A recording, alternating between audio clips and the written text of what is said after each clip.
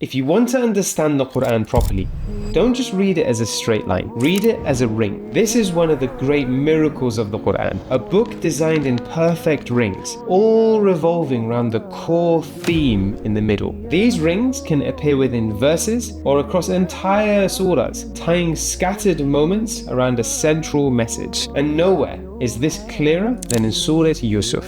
Before we dive in, let me outline today's Qur'an Reflection Tool, Sacred Structure. How does it work? Begin by entering the presence of Allah subhanahu wa ta'ala. This is a conversation with Him, so ask Him for guidance. Number 2, look for themes and anchors that mirror each other and work your way to the center. That's where the core lesson lies. Number 3, ask Allah subhanahu wa ta'ala to show you what He wants you to see in the lesson within. Let me show you how it works with Surah Yusuf. At the heart of the surah is Prophet Yusuf's imprisonment. His lowest point also becomes his turning point. When things feel darkest, that's often when everything pivots. Within that moment sits the king's dream, the culmination of all the events that will later repeat themselves after. Before it, Prophet Yusuf helps the prisoners interpret their dreams. After it, he's remembered by the same freed prisoner to interpret the king's dream. These layers continue. The next layer, Zulaykha's seduction, Zulaykha's confession. Then, sold as a slave, his rise to authority. Then, oppression by his brothers, relief for his brothers. Each of these are mirrors of one another. Even the shirt of Yusuf alayhi salam, first as grief, then as cure, anchoring the beginning and the end. The ring then closes with the fulfillment of his childhood dream. What begins as a vision becomes a reality. Allah subhanahu wa ta'ala teaches us why bad things happen. Every hardship in Yusuf alayhi salam's life wasn't random. It was preparation. Without those incidents, he would never have reached where he did.